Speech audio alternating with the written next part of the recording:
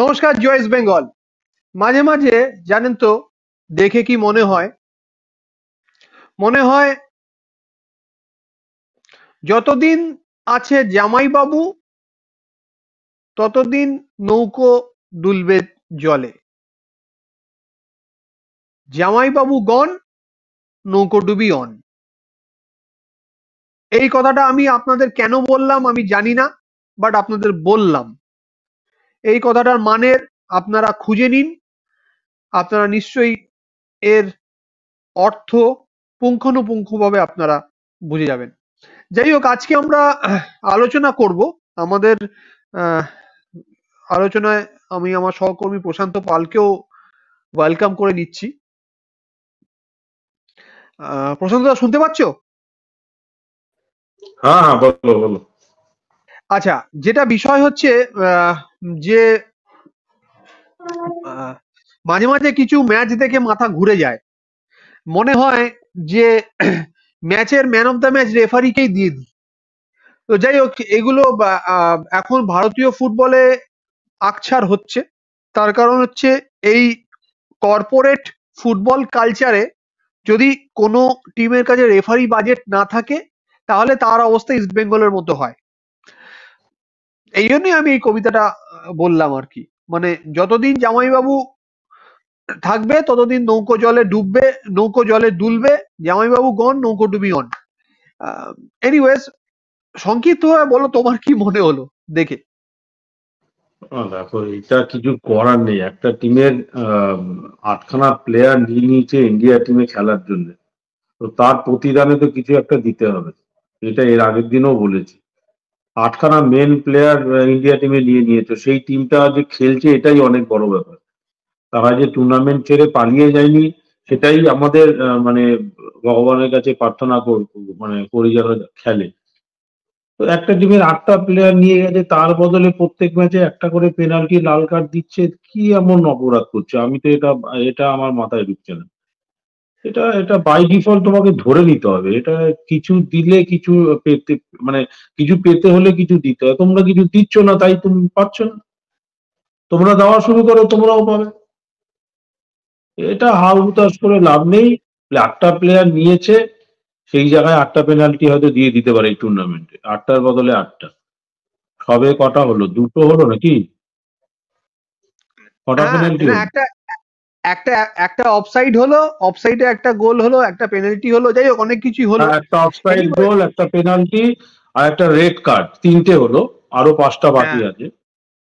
Red card যাই হলো, হোক, আজকে তো বেস্ট প্লেয়ারটাকে রেড কার্ড দেখিয়েছে। এখন মানে এই এই এই ওরা ঠিক করছিল ওই প্লেয়ারটাকে ম্যান অফ দ্য ম্যাচ দেবে আর কি। মানে মোটামুটি ঠিক হয়ে গেছিল দুটো প্লেয়ারের নাম। এই যে প্লেয়ারটাকে লাল কার্ড দেখালো সেই প্লেয়ারটা, আর যে প্লেয়ারটা ম্যান অফ দ্য ম্যাচ হলো, এই দুটো প্লেয়ারকে নিয়ে, যারা ছিল ম্যান অফ দ্য ম্যাচ বাঁচার জন্য, এই দুটো প্লেয়ারকে নিয়ে তারা মানে দুজনের ওদের মধ্যে হচ্ছে ডিসকাশন হচ্ছিল, তার মধ্যে রেফারি দয়াতে লাল কার্ড হয়ে গেল। তো মেন প্লেয়ারটাকেই লাল কার্ড দেখে বের করে দিল। তো ওটাই হচ্ছে ব্যাপার। তুমি প্লেয়ার দাও, তোমারও পাবে। এখন 5টা এখনো বাকি আছে, 3টে হয়েছে সবে। তো আরো 5টার একদম। অপেক্ষায় থাকো। 5টার অপেক্ষায় থাকো, আশা করছি টুর্নামেন্টে 5টা আরো পেয়ে যাবে। যদি ওই 5টা বাকি থাকে, সেটা আইএসএল এ হয়ে যাবে। মানে পেতেই হবে, কিছু করার নেই। 8-এর বদলা 8 নিতেই হবে। দেখো, এটা কিছু করার নেই। এটা ম্যানেজমেন্টকে বুঝতে হবে, আমাদের ম্যানেজমেন্টকেও বুঝতে হবে। এটা আমি অনেকদিন থেকেই বলে আসছি। মাঠের বাইরে খেলা খেলতে হবে, মাঠের ভেতরে খেললে হবে না। 75 কোটির টিম বানিয়েও তো এইসব করতে হচ্ছে, কিন্তু করছে তো। দিনের শেষে ট্রফি তো চলে যাচ্ছে আলিপুরে, তাও ক্লাবেও যাচ্ছে না, সেটাও একটা ব্যাপার আছে। ট্রফি যাই জিতলে হোক, চলে যাচ্ছে আলিপুরে। তো এনিওয়েজ ঠিকই এইসব আছে। নিয়ে যত আলোচনা কম করবে ততই ভালো। এদের দেখো, মানে লাজ লজ্জা তো কিছু নেই। খেলছে কি করে সেটাই আমি অবাক হয়ে যাই। প্রত্যেক ম্যাচে এইভাবে জিতে মরাল কিভাবে মানে ঠিক রাখে আমি জানি না। মানে একটা মেরুদণ্ড একদমই, তো দেখুন, থাকে লোকে। পৃথিবীতে অনেক আশ্চর্য আছে, এইসব আশ্চর্য দেখতে হয়। এনিওয়েজ, দ্বিতীয় যে বিষয়টি, সেই বিষয়টি হচ্ছে ভিপি সুহের। আমরা আলোচনা করেছিলাম, আমরা আন্দাজও করছিলাম ভিপি সুহেরকে লোনে অন্য ক্লাবে দেওয়া হবে। তো সেইটাই মোটামুটি হবে বলে মনে হচ্ছে, কিন্তু ভিপি সুহের ইস্ট বেঙ্গলের কলিঙ্গ সুপার কাপের দলে কিন্তু রয়েছে, এবং ভিপি সুয়েরের সঙ্গে জেসিনটিকেও রয়েছে। ভিপি সুয়েরের সঙ্গে জেসিনটিকে থাকা মানে আমরা আগে ভাবছিলাম যে জেসিনটিকে এসে গেছে, ভিপি সুয়েরকে তো লোনে পাঠানো হবে, সেটা হতেই পারে। আমি আজকে জামশেদপুরের টিম ম্যানেজমেন্টের সঙ্গে একটি সোর্সের সঙ্গে কথা বলছিলাম, তাদের থেকে জানলাম যে ভিপি সুয়েরের বিষয়ে ইস্ট বেঙ্গল আর জামশেদপুরের মধ্যে অনেকটাই কথাবার্তা হয়ে গিয়েছে। সম্ভবত সুপার কাপের পর ভিপি সুয়ের জামশেদপুরে যেতে পারে। তবে যতক্ষণ না পর্যন্ত অফিসিয়ালি কিছু অ্যানাউন্সমেন্ট হয়েছে, উনি ব্যাপারটা বিশ্বাস করতে বারণ করেছে।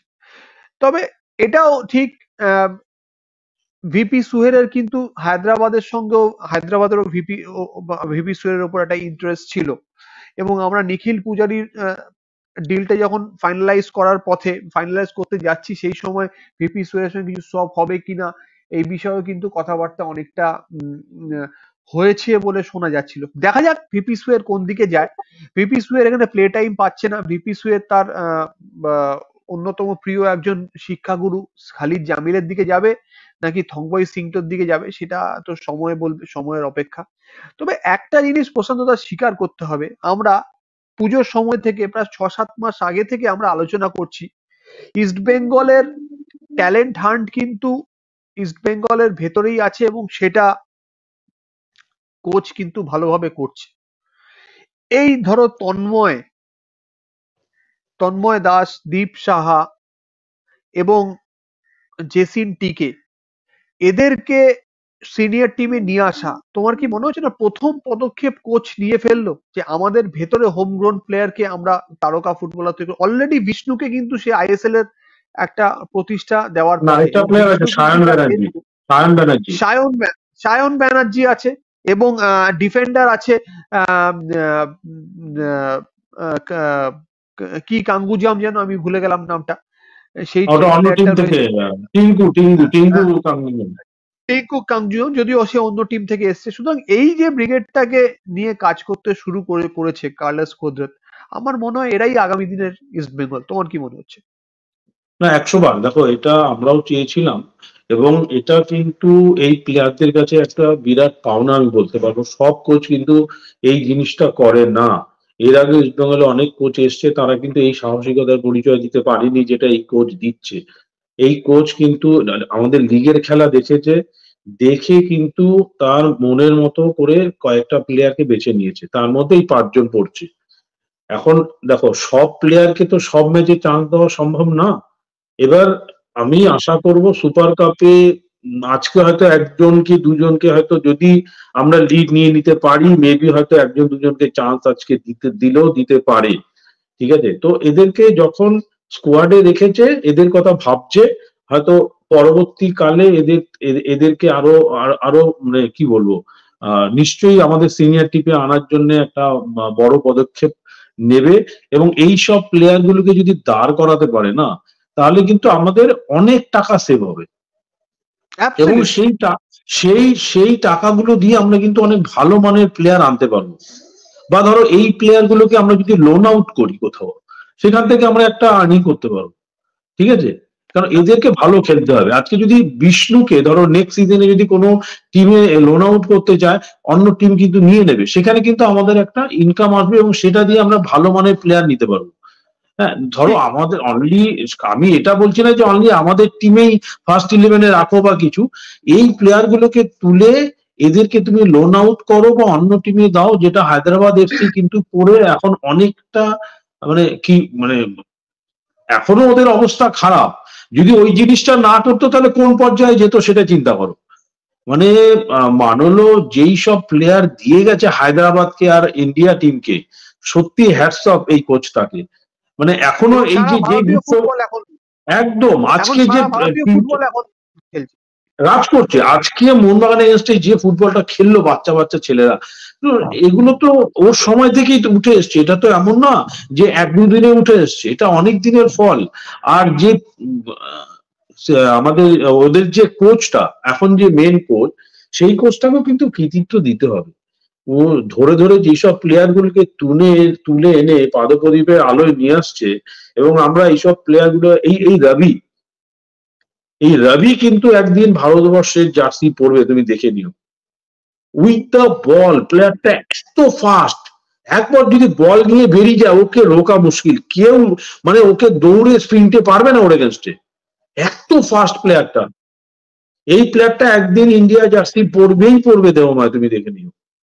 এবং এই কথাটা মানলোক বলে দিয়ে গেছিল গতবার, এইবার যখন দল বদল হয় তখন একটা পেপারে ওর ইন্টারভিউতে বেরিয়েছিল যে আপনারা এই প্লেয়ারটার প্রতি মানে নজর রাখুন, এটা ভারতের ভবিষ্যতে তারকা হবে এই প্লেয়ারটা। সত্যি এই প্লেয়ারটা ভবিষ্যতে তারকা হতে যাচ্ছে। অসাধারণ স্পিড প্লেয়ারটার, বল পায়ে পড়লে না মানে মানে মানে কি বলবো, রকেটের মতো দৌড়য় একদম, অসাধারণ মানে একদমই তার স্পিড। তো আমি সেটাই বলছি, দেখো এইসব প্লেয়ার তুলে যে অনলি আমাদের আই লিগে এই আইএসএল এর টিমকে সমৃদ্ধ করবে তা না, যদি তুমি এখান থেকে কিছু প্লেয়ার লোন আউট করে কিছু তুমি ইনকাম করতে পারো, তা দিয়ে তুমি ভালো মানের প্লেয়ার আনতে পারো। সব দুটো দিকই ওপেন আছে।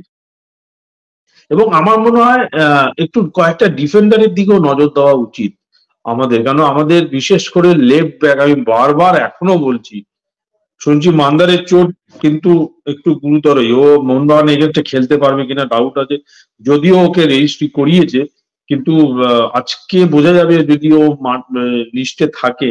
নাহলে কিন্তু লেফট ব্যাক নিয়ে কিন্তু আমাদের একটু চিন্তা ভাবনা করার চিন্তা দরকার ভাবনা আছে, করা। যেটা আমরা এই ইস্টবেঙ্গল আড্ডায় অনেক দিন থেকে বলে আসছি, যেইভাবে বলে আসছিল আমাদের ক্যাপ্টেন লেফট ফুটেড একজন বল প্লেয়ারের কথা, সেভাবে কিন্তু আমরা লেফট ব্যাকের কথাও বলে আসছিলাম। জানি না আগামী দিনে গিয়ে আমরা কি দেখতে পাবো। হায়দ্রাবাদেই ভালো লেফট ব্যাক ছিল বিঘ্নেশ দক্ষিণামূর্তি, আমার মনে হয় সেটাকে উড়িষ্যা নিয়ে নিল, আমরা দেরি করে হ্যাঁ, ফেললাম এখানে। বাবা কি হাইট প্লেয়ারটা, অপ্রত্যাশিতভাবে কি কি দারুণ চেহারা, প্লেয়ার ছিল। কালকে নেমেছিল তো হুম। বিশাল, যাই হোক, ওই ব্যাঙ্গালোর এগেন্সটে নেমেছিল, বিশাল চেহারা একদম। প্লেয়ারটা। আর তুমি দেখো মনোজ মোহাম্মদ কিন্তু খুব ভালো ফুটবল খেলছে, খুব ভালো ফুটবল খেলছে প্লেয়ারটা, হুম। অন্তত আমি মনে করি নিশু কুমারের থেকে বেটার। একদমই প্লেয়ারের তো পরিবর্তন হয়, যে নিখিল পূজারি কি প্লেয়ার ছিল, এখন একদমই অন্যরকম। যাই হোক, এনিওয়েজ, আমরা এই বিষয় নিয়ে আলোচনা করছিলাম, ভবিষ্যতে এই বিষয় নিয়ে আমরা আলোচনা করব। দর্শকরা আপনারা আমাদের সঙ্গে থাকবেন, ইস্টবেঙ্গল আড্ডা আজ অবশ্যই রাত্রিবেলা প্রত্যেকদিন আপনাদের সঙ্গী।